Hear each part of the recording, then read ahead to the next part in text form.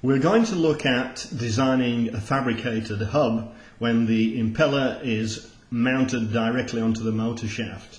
So this is our default impeller screen where we have a WH hub. We might just have a quick look at that hub style. So this is a WH hub. We can quickly draw it here and have a look. There's the WH hub, which is a taper lock hub. So I'll close that one. We're going to need, or we want, let's say, a fabricated integral hub. So let's just have a look at the hub style. We can see that we've got a -12 hub and casing clearance here. I'll just accept that for the time being, do a calculation, and let's proceed to choose the arrangement. We're going to say it's a direct arrangement for number in this situation. So let's say apply new and go next. We'll accept the pedestal thickness and go next. So now it tells a warning message here that the clearance is -2 millimeters. And we've also got a note here, the shaft extends beyond the hub end by 54 millimeters. And a shaft seal allowance, that's an axial allowance of 5 millimeter.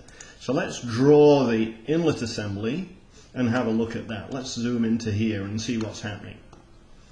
Well, as we can see, the motor shaft shown here is protruding through the hub. We've got very little clearance here. In fact, the support disc is actually rubbing on the casing. So this design, as it stands, is not very good. Let's first have a look at how much clearance we've got here between the shroud eye and the cover plate. We've got 28 millimeters there. So we could move the impeller towards the inlet to give us more clearance where the support disc is. So let's do that first. So I'll go back here. So it's telling us the gap is 8. So that is between the back plate itself and not the support disc. So I could increase that to, let's say, 20 millimeters. So now the gap between the casing and hub is 0. But that's alright for what we want to do for now. Let's just draw that again and have a look at our clearance here. Now we've got 10 millimeters. So that should be sufficient to allow for distortion when welding on the drive side of the casing. So now let's have a look at this hub. Well, what I like to do with this design, we can see that this hub is quite large relative to the inlet of the impeller. So I would like to bring that back to somewhere around there. So I want to bring it back to somewhere around there, which is around the 20 millimeters mark, which would be okay to get a weld in. And I would also like to make the hub the same length or even a little bit longer than the shaft. So what have I got for the length of the shaft? We go to measure that. We've got 140. So 22 and 140. So let's close this now. Let's go back and we will view the impeller and let's have a look at the hub style. So we wanted to make the length 140 and we wanted to make this A dimension, that's here, about 20. Now we can see that the hub to casing clearance is -90. So let's draw that. So now that hub looks about right.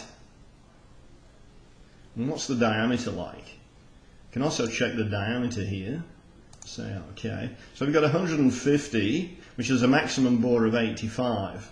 Now if I just, I'll press calc, if I leave the mouse pointer over that maximum bore, we get a little note to tell us what the motor shaft diameter is. So I could then reduce this diameter to say 120. That's going to give us a 5 mil tolerance on the maximum bore. So then I can draw that again, and now we've got less blockage. And in fact I think that 20mm looks a bit short to my eyes, so I might just make it a bit longer. So let me close that. I'll make the A dimension 25. Let's draw that one.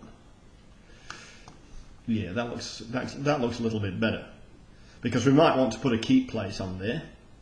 So we've got to drill and tap that for the keep plate. So let's close that now. Say OK, we'll calculate that. Let's view the drive arrangement again. Now we can see that the shaft extends beyond the hub by 72mm. So all we need to do is increase the axial shaft seal allowance by 72, so that would be 77. So now it says the shaft is flush with the hub end. Now we've got a red warning here which is indicating that the pedestal is not long enough. So I'll just round that up to 800. So that's got rid of that warning. So let's draw the inlet assembly now. And we can see that the hub is up against the shoulder,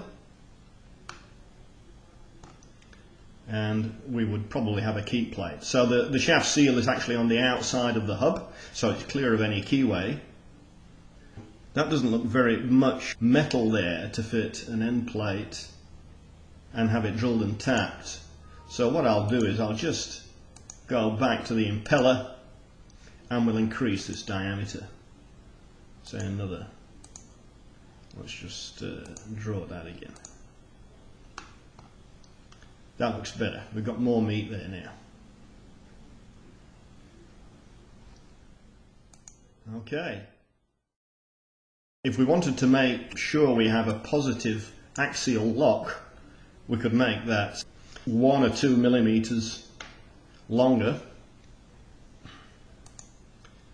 and that will give us a little gap. Sorry, I've got to increase the A dimension. Let's have a look. So A dimension needs to be increased to 27. Okay, so I'll draw that now. And now we have our 2 millimeter gap here. So that means that if we put an end plate on here and clamp it up against the shoulder, then we're going to have a positive axial lock. The other thing we might consider, which we can do manually in our CAD application, is just to machine a slight recess on the back of the hub here. So if I was to, let's draw a couple of red lines here, sort of here.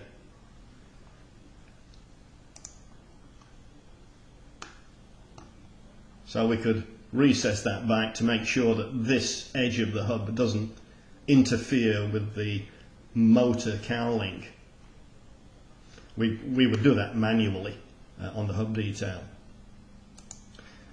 So say OK, we'll do calculation, we'll view our drive arrangement again.